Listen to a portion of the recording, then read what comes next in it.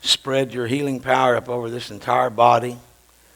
Holy Spirit, we need to hear from you tonight. You're the comforter, you're the helper, and it's you that can put our lives back together, encourage us through the journey.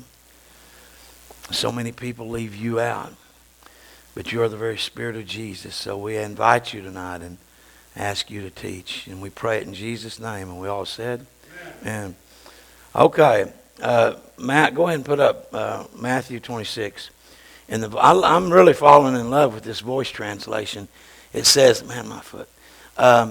Jesus speaking. He says, and this is right.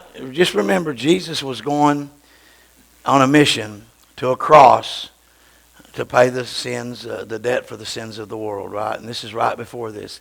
So it says, Jesus speaking, he says, my soul, my heart, my mind is overwhelmed with grief to the point of death. And he was looking at the cross in front of him. Stay here and keep watch with me. And he walked a little further, and finally he fell prostrate and prayed, Father, this is the last thing that I want. This is his flesh speaking. And man, there's times we go through in life that crosses we bear, it's the last thing we want. But here's what he says, but if there's any other way, please take this bitter cup from me. He didn't put, but not as I will, or any of that like some of the translations. I love this because he stopped real quick. He said, not my will, Father, but yours be done. And he knows, and like we need to know, that God's will is always going to turn out best for us, and it's going to fix our problems, but we've got to stay in it. And he'll take the messes and the storms of our life, and he'll turn them into something beautiful that you can use to help other people with. So when he came back, now notice he took 2 or 3 with him. When you're going through storms of life, do not separate yourself. That's where the enemy will destroy you. Always have somebody to encourage you through. He took Peter, James, and John with him, and when he came back to the disciples, he saw that they were asleep. But Peter awoke a little less confident and slightly, I don't know how to pronounce that word, but it means embarrassed. So the endurance test, Jesus said to Peter, so you couldn't keep watch with me for just 1 short hour. Now maybe you'll learn that maybe you're learning the weakness of your flesh. I love that he threw that in there. That's the only translation of it. But he's saying maybe you learned something from this about, because Peter was the one that said, I'll do anything for you. But then he denied him 3 times, and he's here supposed to be encouraging him, and he's asleep. The spirit is willing in us, but the body or the flesh is weak. Watch and pray and take care that you are not pulled down during a time of testing or trials or tribulations. So the title of this message tonight is called Endurance versus Giving Up. And Jesus painted us a beautiful picture of when we face some of the most difficult things in life, what we need to do. We need some encouragement, and we need to get in our prayer closet and learn to pray. And learning to pray is just crying out to God. And you just got to believe there is a God. You just look at the universe and know that there's a God. And he loves you and he cares for you. And everybody sitting in here is a testament to that. Especially me. I mean, what he's brought me through. So there is a God. So he goes in his prayer closet. And I'll tell you, Jesus won the cross. In his mission he accomplished. Not on the cross, but he did it right in that garden when he got power and grace and strength. And he won it, and he predetermined in his mind it was done. He said, get up, it's done, let's go. And that's what we got to do sometimes. We got to win the battle. Whatever it is we're facing, we got to win it in our prayer closet with God and Jesus. And you got to battle there, and I'm going to show you in a second a man that did that. But you got to battle there till you get peace and you get grace. And sometimes you need someone to come along and pray with you and encourage you not to give up in them times. I don't know why. Sometimes it takes less time for others, more time. I don't understand that, but God knows why. He knows exactly what we need, and he works it that way. So how about us? Have we been ignoring warning signs and find ourselves spiritually weak and asleep in certain areas that would allow Satan access to us? Think about that. Are we sleeping in any areas of our life right now?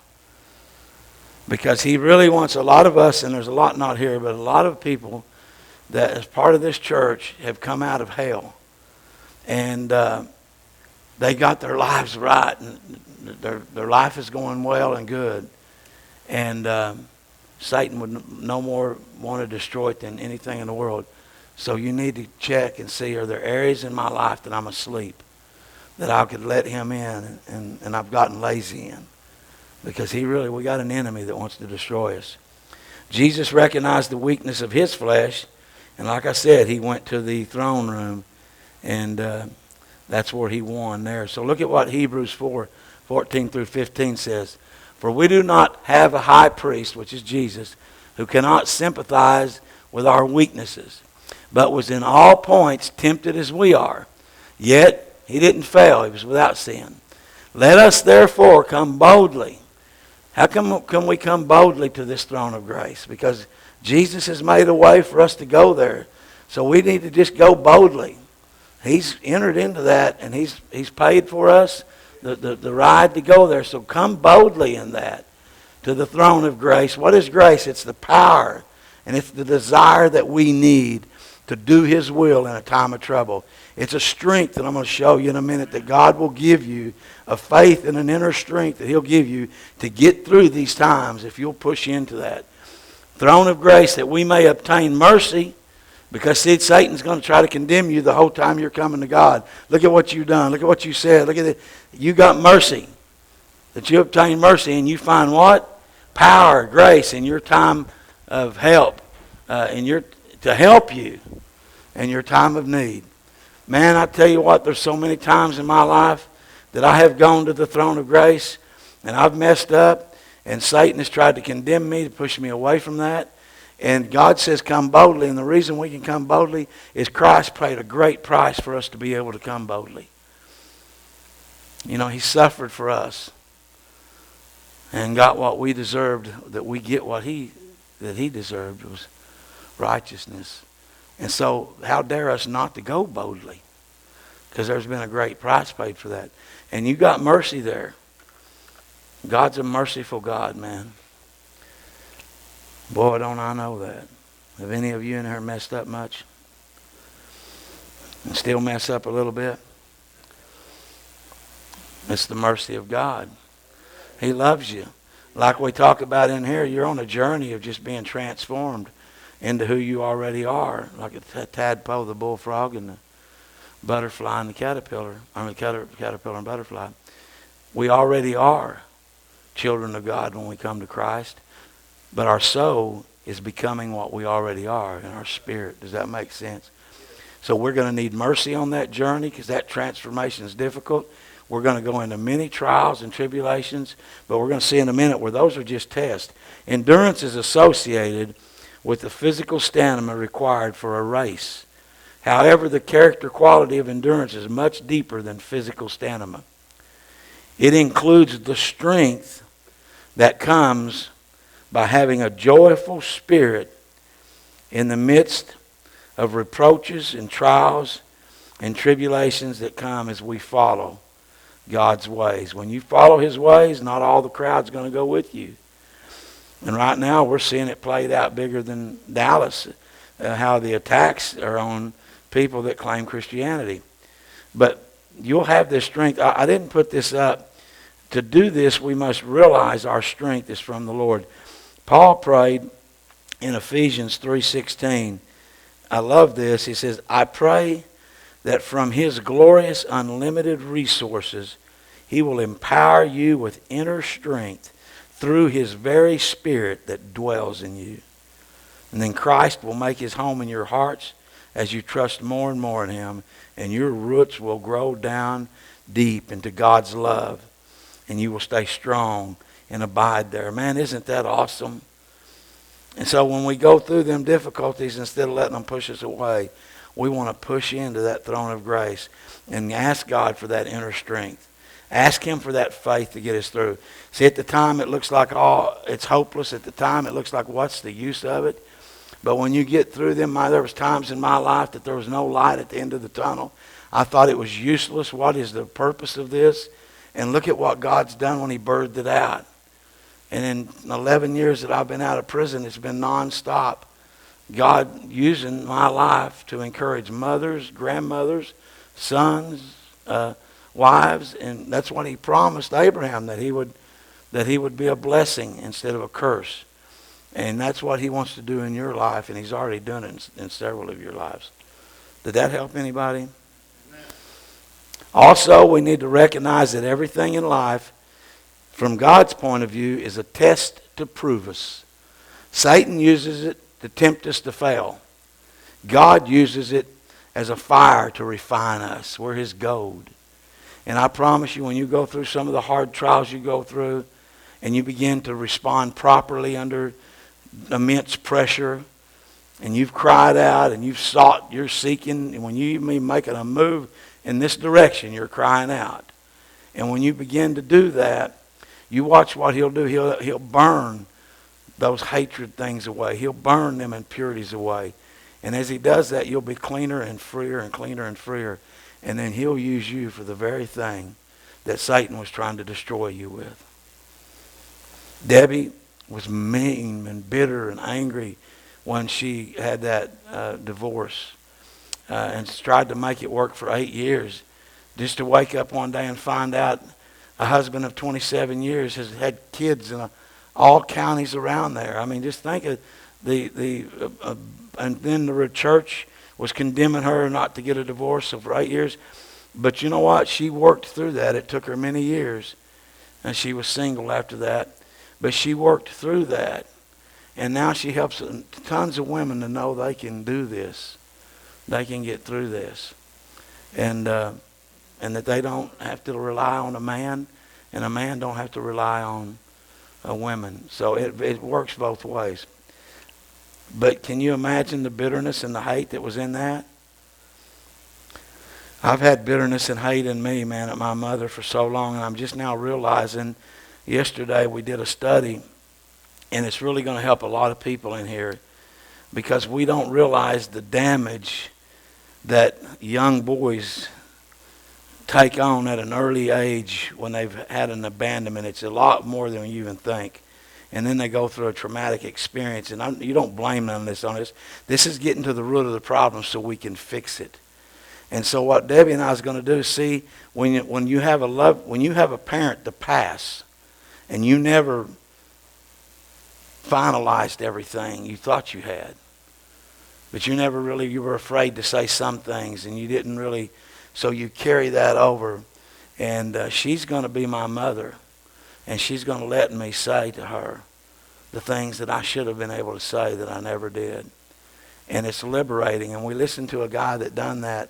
And if you've had a parent to pass where you have unfinished business that was harmful business and hurtful business, you can write a letter, it helps. But get with someone that loves you, that's the opposite sex, and let them be, or that is the same sex, and let them be that person and get that out. I'm going to tell you how all that works out. I had no idea I was carrying this with me, but I was. And that's where I have a baseline anger that a lot of times I filter things through that and don't even know I'm doing it. Does that make sense? The Greek words for endurance means to undergo hardship, to hold oneself up against hardship, to put up with or bear the trials that we go through, have fortitude, and persevere. Come on in, guys.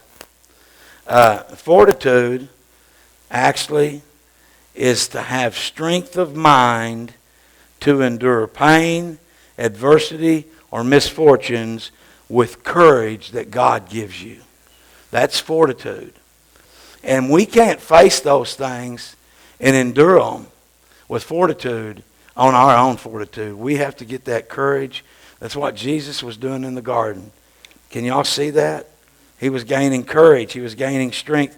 Have you ever gotten in your prayer closet when you're facing something very difficult and then started grabbing a hold of that courage and that strength, and then you knew you won the battle? You knew you won it. So you got up and you was ready to go because you had peace about it. And that's what we got to do in tough times.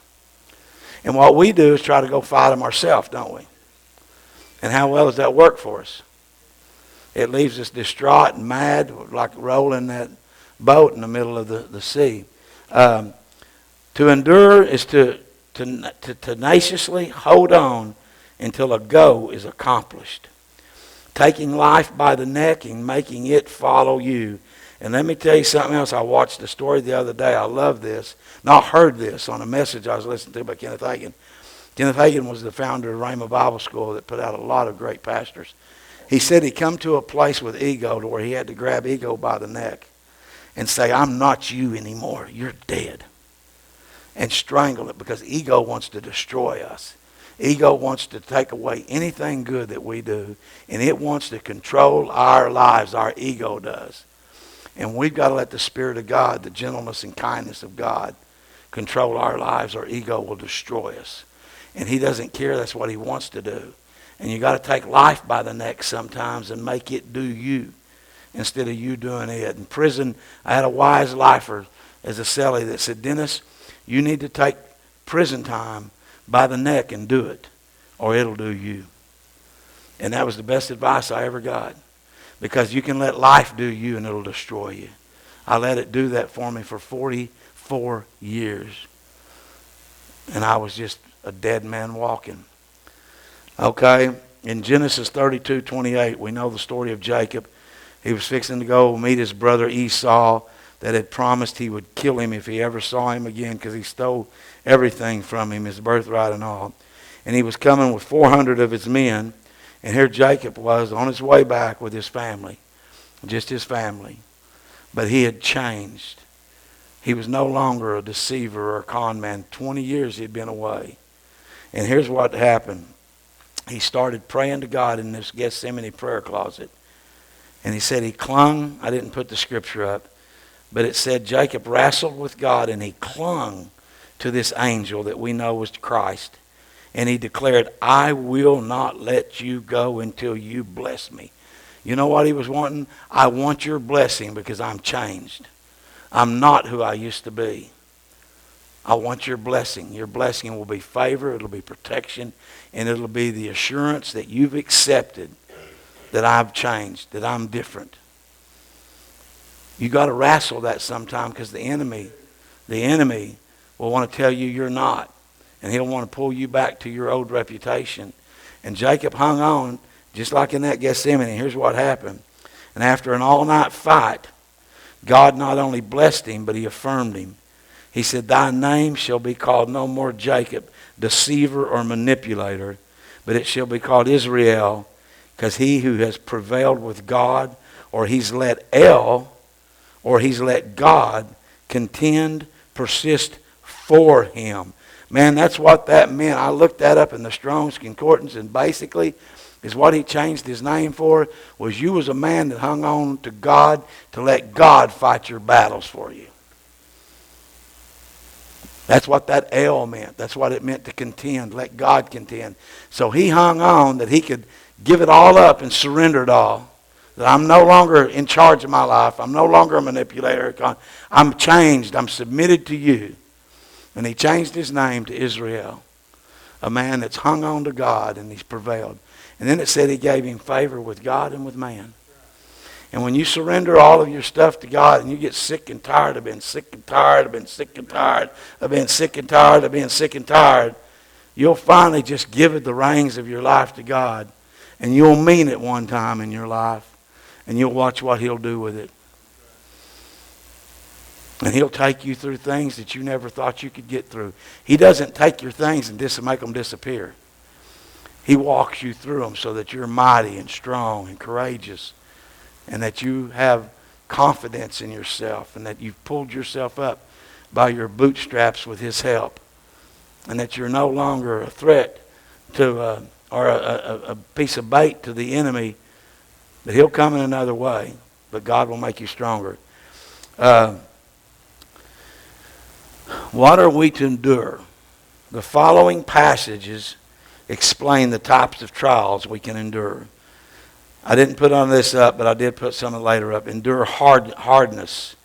It says, therefore thou endure hardness as a good soldier.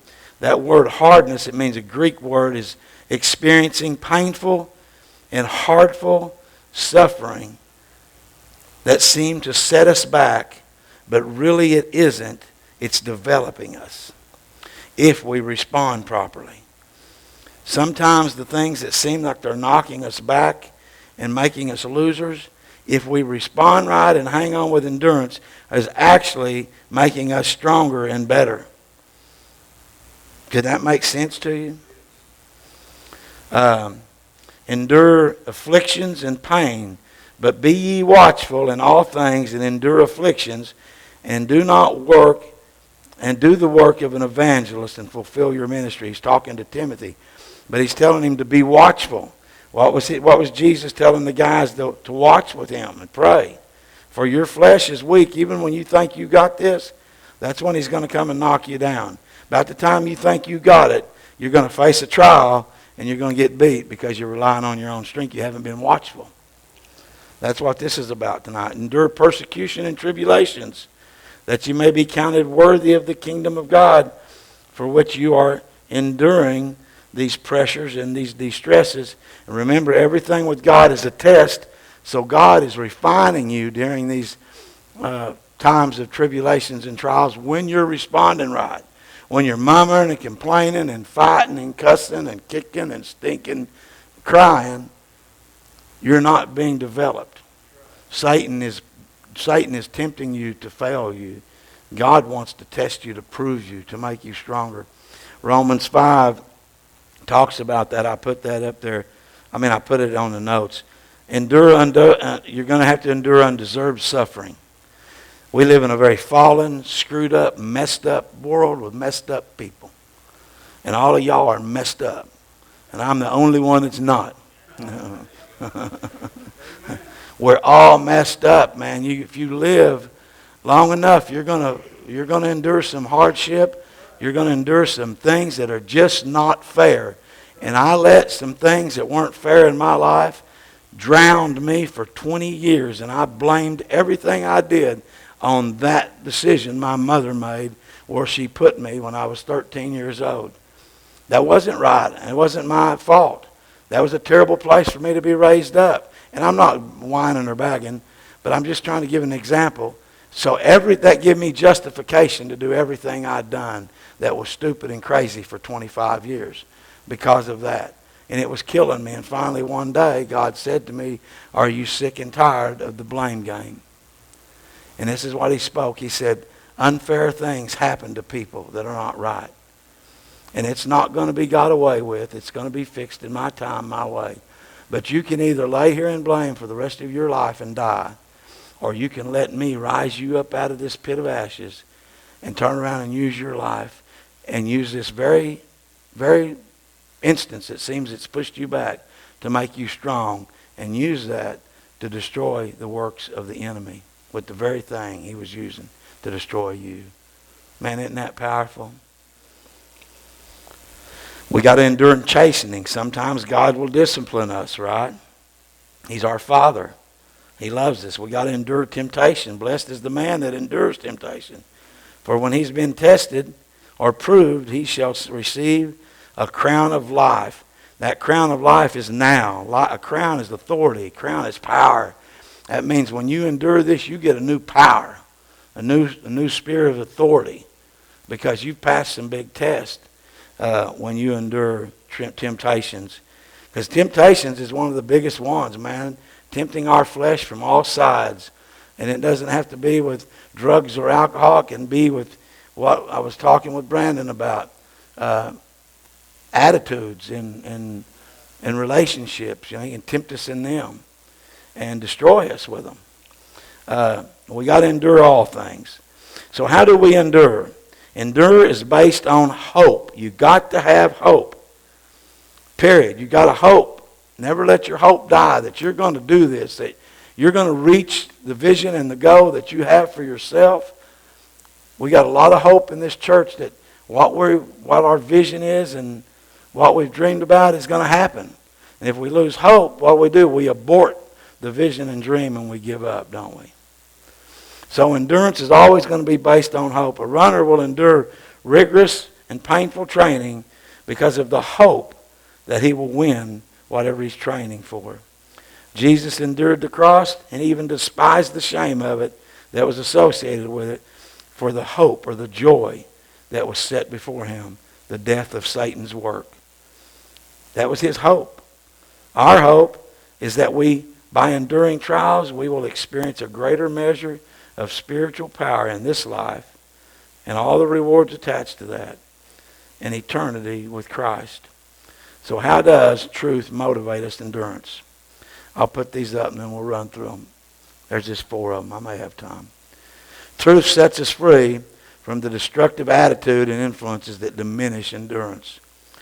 When trials and temptations come, we are to meet and endure them with the following responses.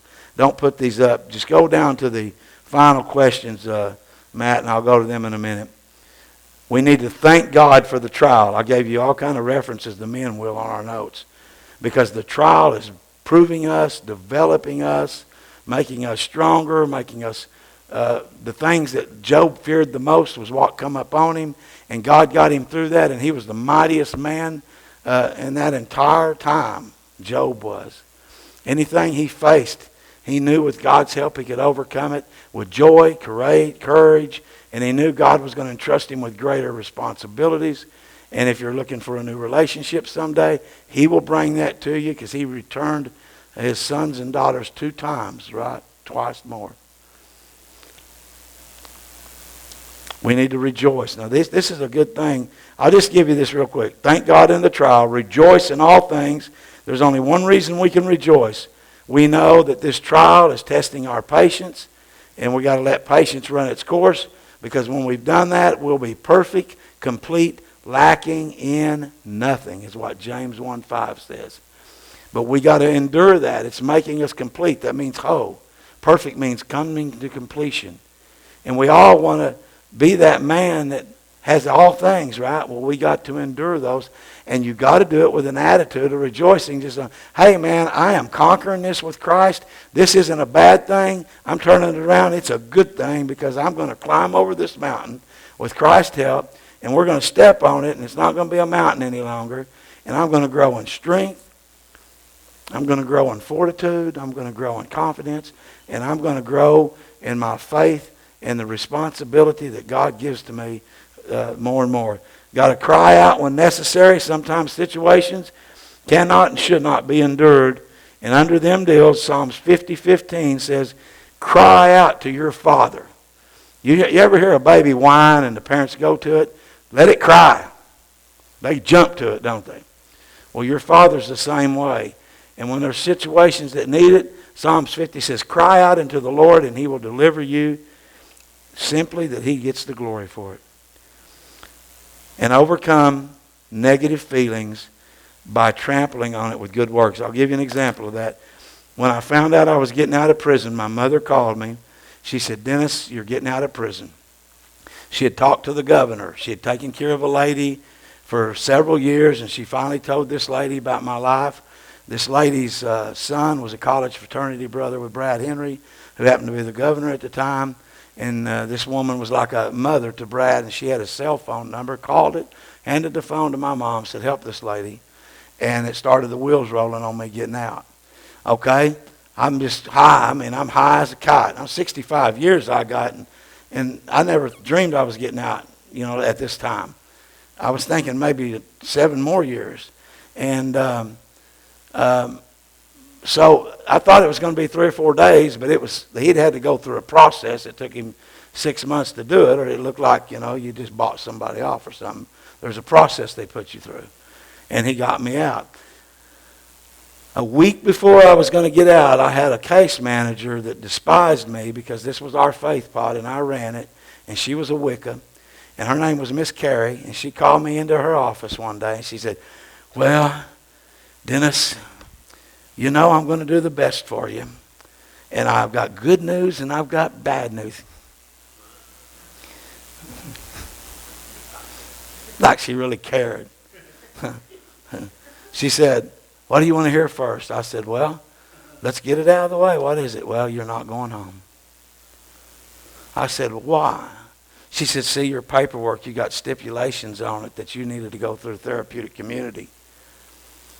Well, I'd been there for 7.5 years. They had therapeutic community. But she said, the good news is I can get you in over at Holdenville, so we're going to ship you. It might take a month. Take you about 6 months to get in the program, 1.5 years to go through it. You'll be home in 2 years or 2.5 years. Man, I'm going home in a few days, you know. She tells me that. You talking about the air knocked out of my wind, the cell. I'm just going back to the cell. In my cell, he sees me and he says, Dennis, what's wrong with you? And I tell him, he says, that ain't going to happen. Get in here. He's a man of God, man. He's doing life. And he said, we just learned this principle. We just taught it. He said, let's start rejoicing. Let's start rejoicing what God's going to do in this. He's going to do something mighty. And let's give him thanks that we got his strength and we got his courage. And he's going to give us the faith to trample over this and show her that there is a God alive in this pod.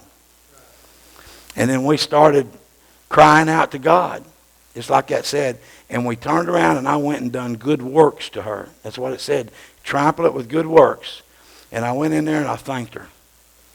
And she said, oh, you're welcome. You know that devil look? Yeah. You're welcome. And I said, well, I really thank you. And I hope you put this in fast track. I call my mom the next day. She goes to Sharon Kane. Sharon Kane puts her in charge with J.B. Daniels. J.B. Daniels is over the entire DOC. He looks at my record and he says, who told him he's got stipulations? And she said that his case manager. He said, we'll fix that.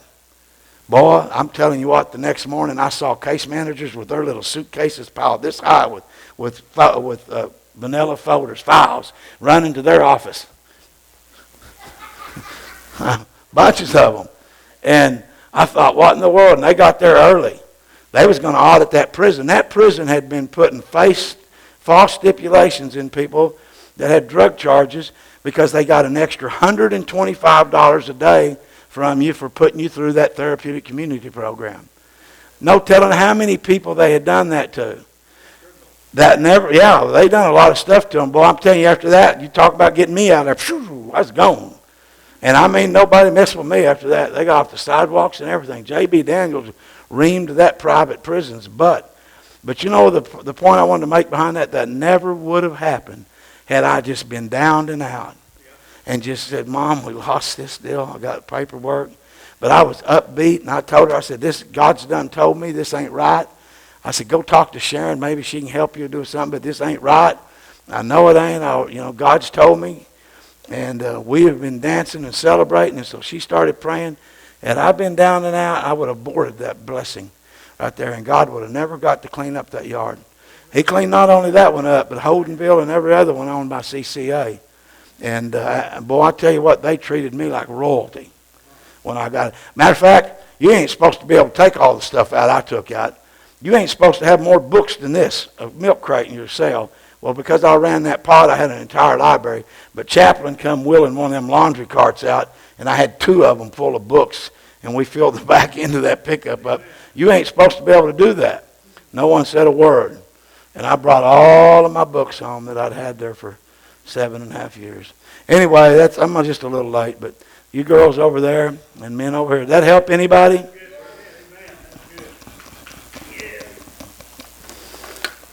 Bob, have you met Brandon? Have you met Brandon?